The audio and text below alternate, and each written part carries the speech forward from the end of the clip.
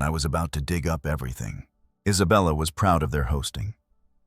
She'd posted about the upcoming Christmas dinner online. Can't wait to host our closest family and friends, 12 guests. That meant 12 opportunities. 12 people who deserved to know the truth. So on the evening of December 24th, I put on my best suit, navy blue, the one I wore to Maria's funeral, and packed the folders into my briefcase. Not because I wanted a confrontation, but because they had slandered me publicly. Now, it was time for the truth to have its turn. Their house in Kendall Yards glowed like a Christmas postcard. I parked across the street and waited until I saw everyone seated inside. No one locked their doors in neighborhoods like this. I stepped inside quietly, as if entering a courtroom. And when I walked into that dining room, with 12 well-dressed guests and a turkey halfway carved, all eyes turned toward me. Cody paled. Catherine stiffened. Isabella dropped her wine glass. "Good evening," I said, setting my briefcase gently on the marble buffet. "I hope I'm not interrupting." "Dennis," Isabella hissed, "this is completely inappropriate."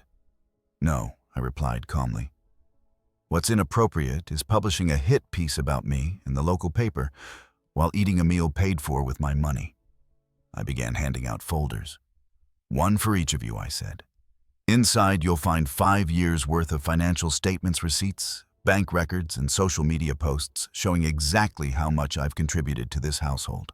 No one spoke. Only the sound of paper flipping. I saw eyes widen, faces fall. A gasp from a silver-haired woman in pearls. "Isabella," someone asked, "you never mentioned he paid your mortgage?" She stammered. He offered. "It was never volunteered," I interjected. "Read the dates, read the memo lines, see the text messages attached to some of those checks. You'll see how many times I was asked and how rarely I was thanked." And then I pulled out the article, set it in front of them all. Marked in red ink were every falsehood, every distortion. "Let me tell you what really happened at that airport," I said. I told them about the disinvitation, about the too embarrassing comment Isabella had made to a friend, about Catherine's remarks about working-class conversation and how I'd lower the tone. I told them how I sat home alone on Christmas Eve, with a frozen dinner and Bing Crosby on the radio, while the people I'd supported celebrated without me, then painted me as unstable when I didn't show up to chauffeur them. And I ended with this, "You don't get to treat someone like they're nothing," and then be outraged when they walk away. The silence was deafening. Someone at the table whispered, "Unbelievable." Isabella tried one last time. "This is a private family matter." "No," I said. "It became public the moment you humiliated me in the newspaper. I deserve my voice too." I buttoned my coat, picked up my briefcase, and looked at the people around that table. "You've had your say. Now, you've had mine." And then I walked out into the cold December night for the first time in years, feeling warm inside. If you're still watching, comment 1, so I know you're still with me. The phone calls started the next day. Voicemails, texts, emails, Cody, Catherine, even Isabella. Some were apologetic. Most were furious. But all of them had one thing in common: they were scared. I didn't reply to any of them, not because I was trying to be cruel, but because there was nothing left to say. I had said my piece. I had laid the truth bare. And for once, I let the silence speak for me. 2 weeks later, I ran into an old friend at the hardware store. Jim, a retired plumber who used to work construction jobs with me in the early 90s. He leaned on his cart and gave me a knowing smile. So he said, "I hear Christmas dinner at the Jenkins house was eventful." I just nodded. Word had gotten around. Not just the confrontation, not just the newspaper article and the takedown that followed. People were talking about the man who stood up for himself. People were talking about me not as a villain, not as a cautionary tale, but as someone who finally said, Enough. And for once, it felt good to be talked about. Then came March. A Tuesday morning, chilly and gray, I was sipping coffee and watching the birds in my backyard when the doorbell rang. Certified mail. I signed, thanked the mailman, and closed the door behind me. The envelope was thick. Notice of default. Inside 3 months of missed mortgage payments. A formal warning of impending foreclosure. $800 past due. 14 days to resolve before legal action would be taken. I didn't feel triumphant. I didn't feel vengeful. Mostly I felt nothing. I set the letter on the table beside my coffee. Took another sip. It tasted better than usual. They tried calling again. I'd blocked Isabella after her third shrieking voicemail. Cody and Catherine left messages laced with guilt and desperation. Even Michael tried, though more reserved, like he didn't know where the line was anymore. I let it all sit. For 3 months. Until the knock on my door came one Thursday evening in late March. When I opened it, I barely recognized him. Michael looked older, tired, smaller, like the scaffolding of pride that used to hold him upright had finally collapsed. "Dad," he said, eyes rimmed red. "Can we talk?" I stepped aside. Didn't say a word. He took in the house slowly, noticing the new furniture, the fresh paint, the framed picture of Maria still on the mantel, now joined by a new one. Me smiling, seated at Rosa's Easter table, kids around me, laughter caught mid-frame. "Nice place," he murmured. "It's what happens," I said, "when you stop paying for someone else's fantasy." He flinched, but he stayed. He sat on the edge of the couch, like it might bite him. I stayed in my recliner, letting him squirm. "I owe you an apology," he began. "For a lot of things." I said nothing. He continued. "The article. The way we treated you. I didn't know Cody was planning that story. I swear I didn't. When I found out..." He ran his hand through his hair, paused. "They said terrible things about you, Dad. About how you weren't refined. That Mom knew her place in a way you didn't." My hands gripped the armrest tighter. He noticed. "I should have stood up for you," he whispered. "I should have told them to stop years ago." "Yes," I said, my voice calm. "You should have." The silence was heavy. But I didn't fill it. I let it sit there between us, thick as smoke. Finally, he said what I already knew. "The house is in foreclosure." I nodded. "We can't make the payments without your help." There it was. The real reason he came.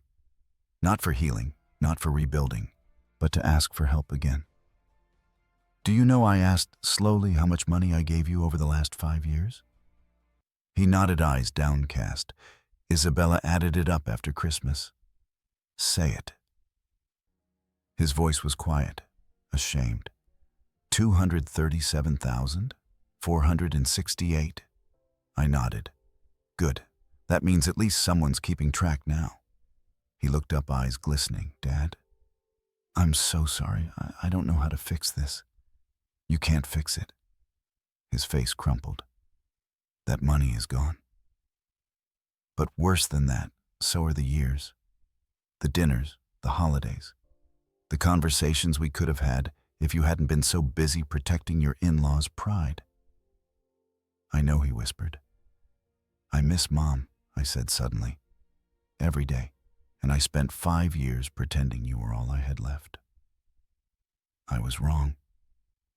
He didn't respond. He didn't need to. "Is there any chance," he started, "any way you could forgive me? I forgave you months ago." He looked startled. "But forgiveness," I added, "doesn't mean going back. It doesn't mean I start paying your mortgage again. It doesn't mean I forget what happened." "Then what does it mean?" I walked to the mantel and picked up the photo of Rosa's Easter table.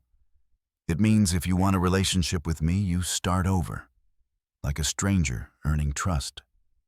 You build it brick by brick. With respect, I turned to face him. It means next time someone tries to shut me out of your life, you don't just notice, you fight. He nodded slowly. I will. I promise. And the house? He sighed. I guess we'll lose it. I shrugged. Not my problem anymore. His shoulders slumped. You're right, he said, about all of it. Then he turned to go. But before he reached the door, he stopped. Dad, he said softly at Christmas, when you walked in and said your piece, I was angry. But I was proud of you too. I nodded. Good. Maybe there's hope for you yet. After he left, I poured myself a glass of the good whiskey. Stepped out onto the back porch. Spring was coming. I could smell it in the air. Promise, growth, peace. I sipped slowly, the warmth of the drink spreading through me. My phone buzzed. A message from Rosa. Sunday dinner. The kids want to show you their school projects. I smiled. Wouldn't miss it. Real family, I'd learned, wasn't about blood or obligation. It was about being wanted, being valued. Everything else, just expensive theater. And I was done buying tickets. The first time I sat at Rosa's kitchen table, it was supposed to be a one-time thing. She had invited me after church with a smile that didn't ask permission, just expected agreement. Rosa had a way of making people feel like they belonged, even if they didn't believe it themselves yet. That Sunday, her dining room was full. Not just of food, but of life. Her grandkids rushed in from the backyard, barefoot, their socks muddy, their cheeks pink from the breeze.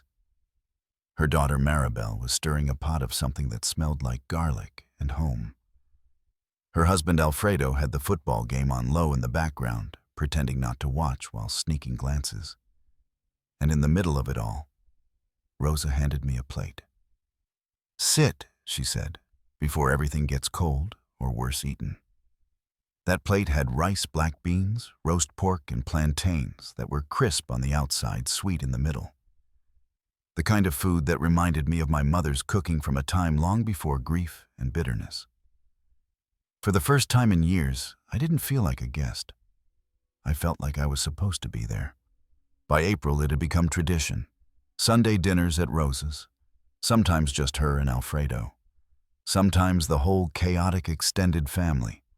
Always noisy, always delicious, always warm in that way no thermostat could recreate. One evening, her grandson Mateo pulled me aside, eyes wide and serious. Mr. Dennis, he whispered, are you my grandpa too? I laughed gently, ruffling his hair. I'm just your friend right now, buddy. But I like being here with you. He nodded solemnly, then ran off to show me a Lego tower he'd built. Something loosened in my chest that night. Something I hadn't realized was still wound tight. It was the feeling of belonging. And it had nothing to do with blood or gifts or keeping people happy so they wouldn't leave. It was just being accepted, exactly as I was. Michael started coming around once a week. Never unannounced, never entitled. Just quiet visits, coffee, a short walk, helping me change the air filters in the attic. He never asked for money again. Instead, he started offering help. I know a guy who can fix that fence post for cheaper, he'd say. Or, want me to drive you to that checkup next week. The first few times I was suspicious. But over time, I realized something. He wasn't trying to earn something. He was trying to rebuild something. And it wasn't perfect, not by a long shot. There were awkward silences, things left unsaid. But there were also small, steady signs of growth. Once I caught him staring at the photo of Maria on my mantel. He didn't say anything, just looked at it for a long time, then whispered, I miss her. So did I. Every day. In late May, Isabella sent a letter, handwritten, apologizing for everything, for the lies, the humiliation, the manipulation. She admitted she had been ungrateful, short